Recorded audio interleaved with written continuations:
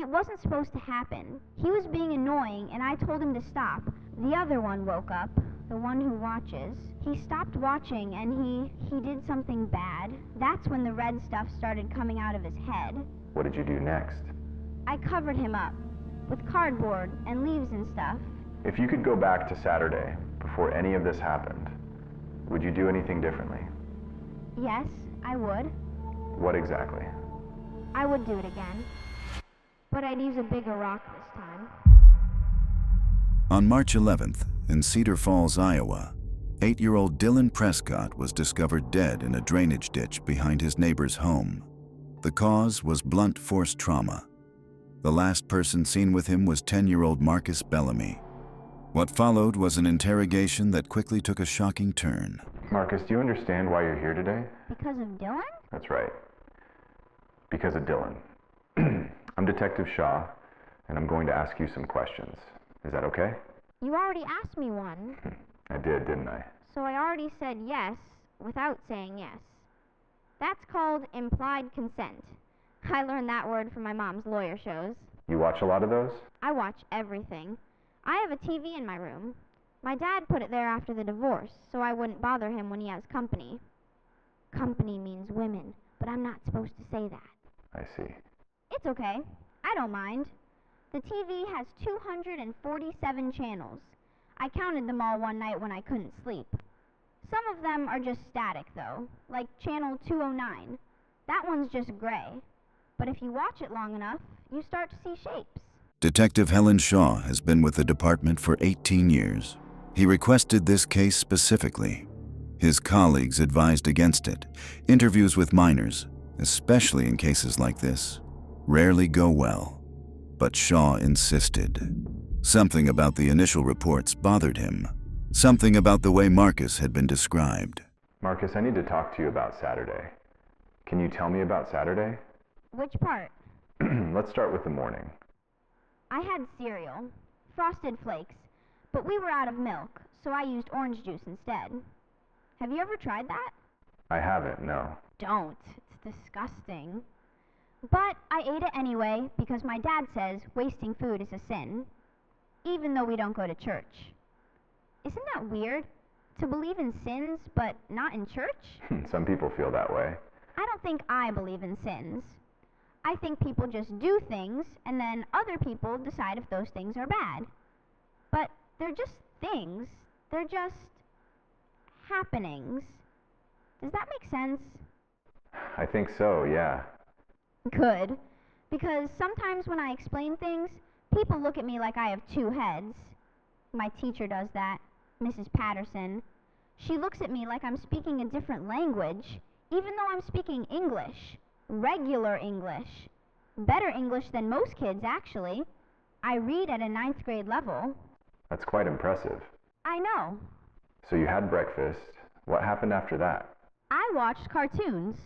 Well, not cartoons exactly. I watched this documentary about ants. Did you know that ants can carry 50 times their own body weight? That means if I was an ant, I could carry like 3,000 pounds. That's more than a horse. That's quite a bit. And there's this kind of ant, the bullet ant, that has the most painful sting in the world. Some tribe in the Amazon makes their boys stick their hands in gloves full of bullet ants to become men. Isn't that crazy? It sounds painful, you know. Pain is just information. That's what my dad says when I hurt myself. He says, stop crying, pain is just information.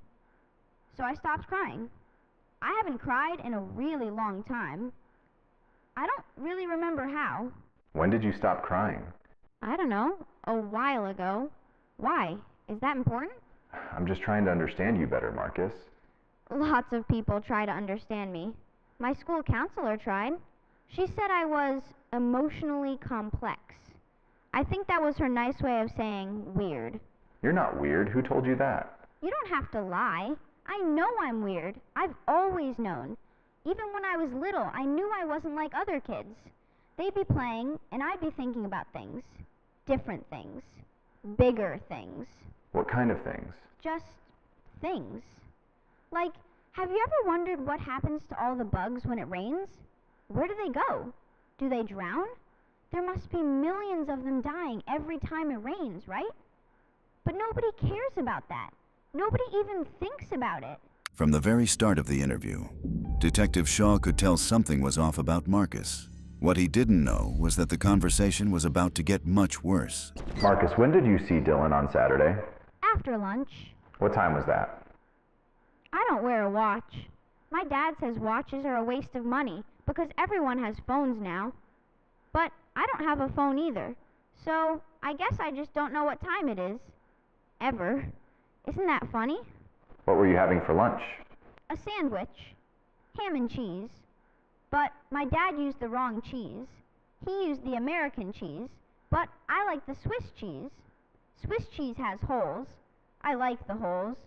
American cheese is just flat. No personality. Did you tell your dad about the cheese? No. He doesn't like it when I complain about food.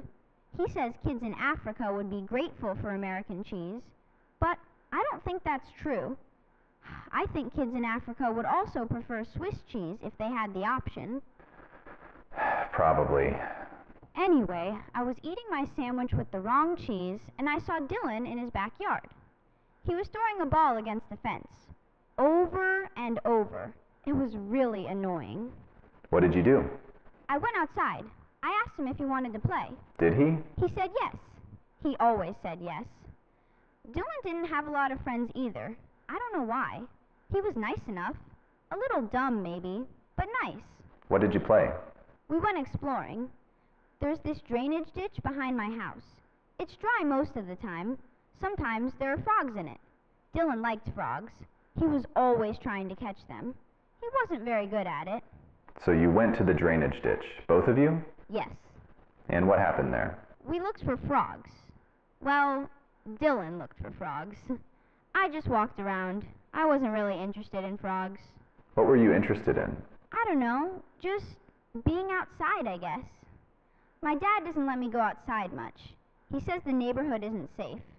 But I think he just doesn't want to keep track of me. Why do you think that? Because when I'm inside, I'm in my room. And when I'm in my room, I don't bother him. That's the system. It works for both of us. That sounds lonely. It's not. I have my TV, and my books, and my thoughts. I have a lot of thoughts. Sometimes too many. They pile up like cars in a traffic jam, all honking at once. Do you ever feel like that? Sometimes. I feel like that every day. But I'm used to it now. Marcus's father, Victor Bellamy, was interviewed earlier that morning. He described his son as quiet and self-sufficient. When asked about Marcus's relationship with Dylan, Victor said he wasn't aware they spent time together. Marcus keeps to himself, he said. Always has. Marcus, I need to ask you something, and I need you to be honest with me. Can you do that? I'm always honest. Always? Well, not always. Everyone lies sometimes. Even you, probably. But I try to be honest when it matters. Is this one of those times? Yes, this is one of those times. Okay, then I'll be honest. Did something happen to Dylan at the drainage ditch?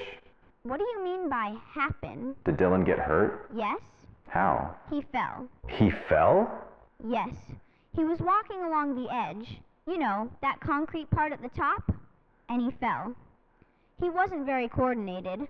I told him to be careful, but he didn't listen. Kids never listen. What happened when he fell? He hit his head. On what? The concrete. Maybe some rocks. I wasn't really paying attention. You weren't paying attention? Not right at that moment. I was looking at something else. A bird, I think. Or maybe a bug. I don't remember. The medical examiner's report indicated that Dylan had been struck multiple times with a blunt object. The injuries were inconsistent with a single fall. Marcus, what did you do after Dylan fell? I called for help. Who did you call? No one answered. But who did you call? I just yelled for help. I yelled for help. Isn't that what you're supposed to do? And no one came? No. It was quiet. Everyone was inside. It was the middle of the afternoon, and everyone was inside watching TV, or whatever people do. Nobody heard me. What did you do next? I went home. I went home. Yes? You left Dylan there? What was I supposed to do? I'm 10. I couldn't carry him, and I didn't have a phone to call 911. What would you have done? I probably would have gone to get an adult, you know? I didn't think of that. You didn't think of that. No, I was scared. When people are scared, they don't think clearly. That's science. The amygdala takes over, and the prefrontal cortex, that's the thinking part, basically shuts down. It's called the fight or flight response. I learned about it in this book about the brain. So you were in flight mode. Exactly. I was in flight mode. I went home, I went to my room, I turned on my TV. What did you watch? I don't remember. I wasn't really paying attention. I just needed the noise. I like having noise. It helps with the thoughts. The traffic jam. Marcus's statement contained several inconsistencies that Shaw was cataloging mentally. But he knew that pushing too hard, too fast, could cause him to shut down entirely. With child suspects, patience wasn't just strategy. It was necessity. Marcus, I want to show you something. Is that okay? What is it? It's a picture. I need you to look at it and tell me what you see. Is it a picture of Dylan? No, it's a picture of something we found at the drainage ditch. Shaw showed the photo to Marcus and then hid it. It showed a large rock, approximately the size of a grapefruit, stained with what appeared to be dried blood. Oh. Do you recognize this? It's a rock. Yes, it is. Do you recognize it specifically? How would I recognize a rock specifically? Rocks all look the same. This rock was found next to Dylan. It has blood on it. That makes sense. Why does that make sense? Because he hit his head when he fell. There was blood everywhere. Well, not everywhere, but there was blood. It was darker than I expected. On TV it's always bright red, but in real life it was darker, more like wine. Like wine. My dad drinks wine sometimes, the red kind. It stains the carpet if you spill it. He spilled some once, and my mom, when she still lived with us, my mom was really mad. She said it would never come out. And she was right. The stain is still there. Marcus, how did the blood get on the rock if Dylan hit his head on the concrete? I don't know. You don't know? Maybe he landed on the rock. Maybe the rock was there, and he landed on it. I already told you I wasn't looking. I was looking at the bird. Or the bug, whichever. You mentioned earlier that you knew what sound Dylan made when he was hit. I don't... Do you remember saying that? I said that? At the beginning, before we started talking about Saturday. You said you wanted to tell me what sound he made. I was being hypothetical. Hypothetical. Yes, I was imagining what it would have sounded like. I do that sometimes. I imagine things, and then I talk about them like they're real. It's confusing for other people. Sorry. Marcus, you don't have to apologize. I'm just trying to understand what happened. I told you what happened. You told me Dylan fell. He did fall. And you weren't looking when it happened. Right. But you knew what sound he made. I said I was imagining it. Okay, let's talk about something else. After Dylan fell, you said there was blood. How much blood? I don't know. Some. Was it on his face? His head? Mostly his head. The back of his head. That's where he hit it. The back? Yes. Marcus, if Dylan fell forward into the ditch, how did he hit the back of his head? He spun when he fell. He spun around, and then he hit the bottom, and he landed on the back of his head. He spun? Like when you throw a coin and it flips. He flipped. It was actually really fast. 1 second he was standing there, and the next second he was at the bottom. That must have been frightening to see. I told you, I wasn't... You weren't looking, right. You were looking at a bird. A bug. Or a bug, whatever. Yes. Marcus, I'm going to ask you something, and I want you to think carefully before you answer. Do you understand? Yes. Did you push Dylan? No. Did you hurt Dylan in any way? No. Did you pick up that rock and hit Dylan with it? No. What? Okay, I believe you. You do? Doesn't look like it. I said okay, didn't I? People say okay when they don't mean it. My dad says okay all the time, and he almost never means it. Okay, Marcus, we'll go to the park later. Okay, Marcus, I'll help you with your homework. Okay, Marcus, I'll come to your school play. He never comes. He never does any of it. That must be hard. It used to be. Now I just expect it. Expectations are important. My mom told me that before she left. She said, Marcus, you need to manage your expectations about your father. I didn't know what that meant at the time, but I do now. When did your mom leave? 2 years ago. She lives in Phoenix now, with her new husband, Bradley. Bradley sells insurance. He seems boring, but she seems happy, so I guess that's good. Do you see her often? Twice a year. Christmas and my birthday. Sometimes she calls, but not that much. She says it's hard for her to talk to me. She never says why, but I think I know why. Why do you think? Because I remind her of my dad. We have the same eyes. She told me that once. You have your father's eyes, Marcus. She didn't mean it as a compliment. Shaw had read the file on Victor Bellamy. He had a history of domestic disturbances. 2 calls to the house in the past 5 years, both dismissed. Marcus's mother had filed for divorce shortly after the second call. Marcus, has your father ever hurt you? Define hurt. Has he ever hit you? He's disciplined me. What does discipline look like? He grabs my arm sometimes, really hard. Hard enough to leave marks. And he yells. He yells a lot. But he's never hit me. Not really. Not like in movies. Do you feel safe at home? I feel normal at home. I don't know if that's the same as safe. It's not always the same. I didn't think so. Marcus, let's go back to Saturday. After you went home, after you turned on your TV, what happened next? I had dinner. What did you have? Pizza. Frozen pizza. My dad doesn't cook. He just heats things up. There's a difference. Did you tell your dad about Dylan? No. Why not? I didn't want to get in trouble. Why would you get in trouble? You said Dylan fell. I know, but I wasn't supposed to be at the drainage ditch. My dad told me not to go there. He said it was dangerous. So you kept it secret because you broke a rule, Yes. not because something else happened. No. Just because of the rule. What about the next day, Sunday? Did you go back to the ditch? Why would I do that? I don't know, did you? No. So you never went back? No. I stayed in my room all day. I watched TV and read my books. What books? I was reading this book about serial killers. Famous ones.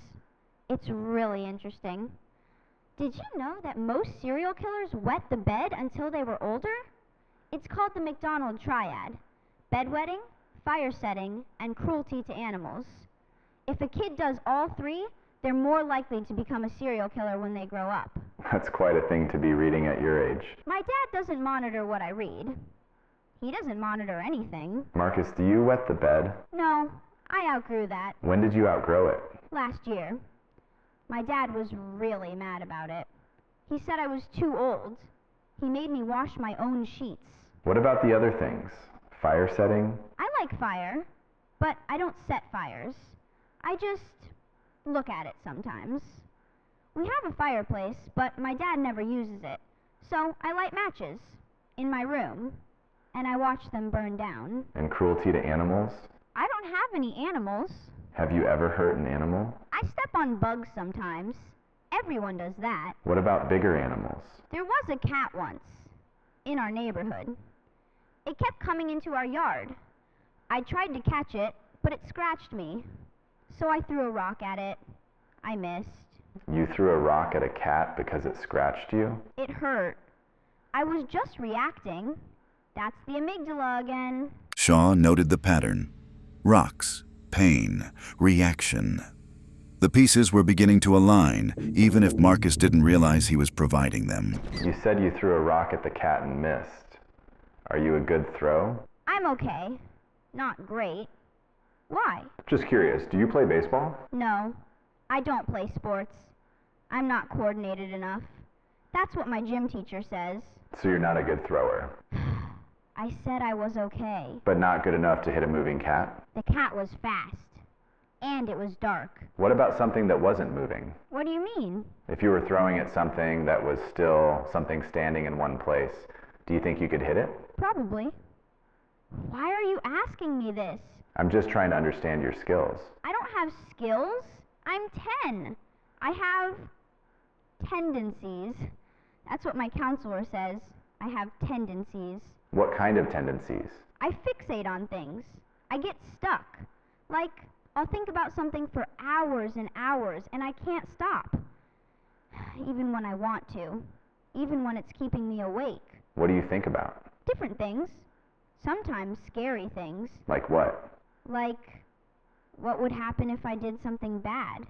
Really bad. Not just bad like breaking a rule, but bad like changing everything. Forever. Do those thoughts scare you? Sometimes, but sometimes they feel quiet. Like the traffic jam finally stops. You think I did it, don't you? Did what? Hurt Dylan. You think I hurt him. I don't think anything yet. I'm just listening. Everyone always says that. I'm just listening. But you're not just listening. You're deciding. You're deciding what kind of person I am. What kind of person do you think you are? I don't know. That's the problem. I really don't know. Sometimes I feel like two different people. One of me is normal.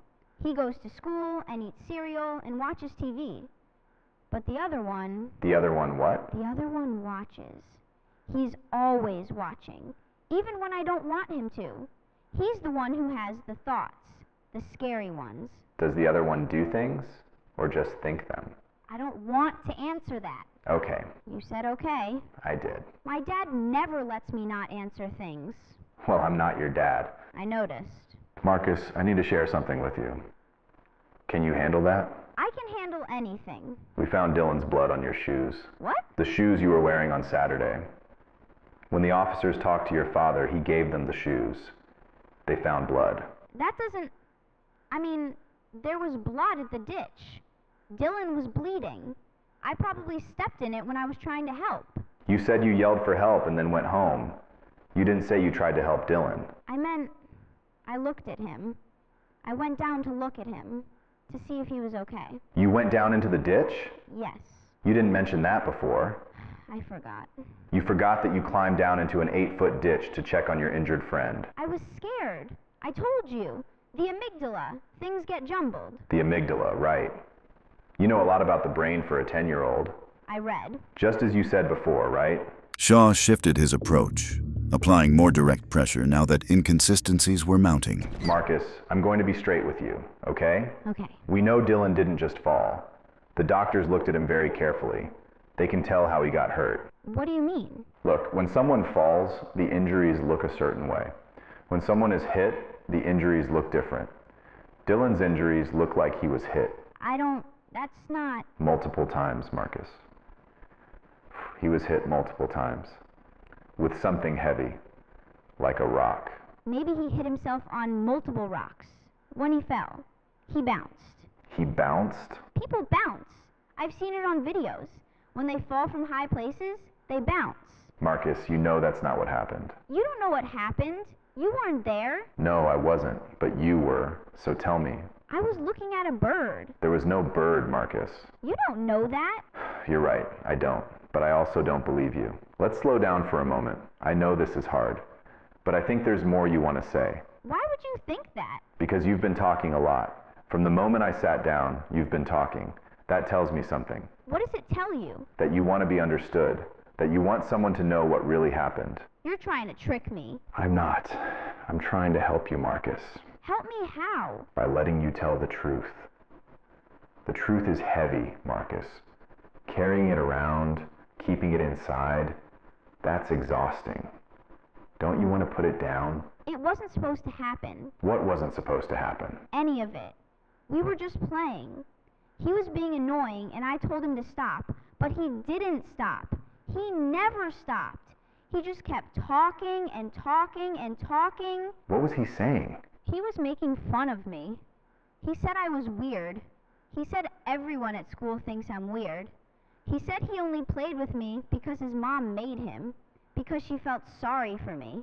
That must have hurt. It didn't hurt. It made me angry. What happened when you got angry? The other one woke up. The other one. The one who watches. He stopped watching and He did something bad. What did he do? He picked up the rock, and it happened so fast. 1 second Dylan was talking, and then he wasn't talking anymore, and there was blood, and it was darker than I expected, and the sound... What sound? When the rock hit him, it wasn't what you'd think. It was like, you know when you drop a cantaloupe? That kind of sound, but wetter. That's when the red stuff started coming out of his head. Marcus, what happened after the first time you hit him? I hit him again. How many times? I don't know. I lost count. 3 maybe? Or 4? The other one was in control. I was just there. And then? He stopped moving. He stopped making sounds. He just stopped. What did you do next? I covered him up with cardboard and leaves and stuff. I didn't want anyone to find him. Not because I was trying to hide it, but because, I don't know, I didn't want to look at him anymore. And then you went home? Yes. And you watched TV? I watched a show about the ocean, about whales. Did you know that whales sing? They sing to each other across thousands of miles. That's really beautiful if you think about it. Marcus's voice had gone flat, emotionless, almost distant. He was describing the murder of his friend and the migratory patterns of whales with the same detached tone. Marcus, did you feel anything after you did it? I felt quiet. For the first time the voices stopped speaking. The thoughts stopped. The traffic jam cleared. Everything was just still. Did you feel sad? Or maybe relieved? I don't know what sad feels like. I know what it looks like. I've seen people be sad, but I don't think I've ever felt it myself. Is that wrong? I don't think feelings can be wrong. My counselor says the same thing, but people act like some feelings are wrong. Like if you don't feel sad when you're supposed to, you're broken. Do you think you're broken? I think I'm different.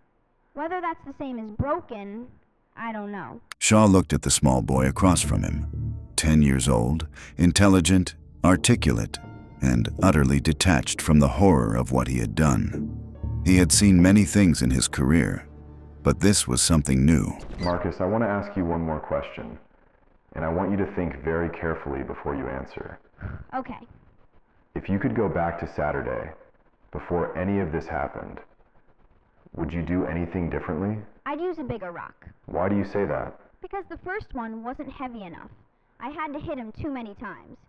That wasn't efficient.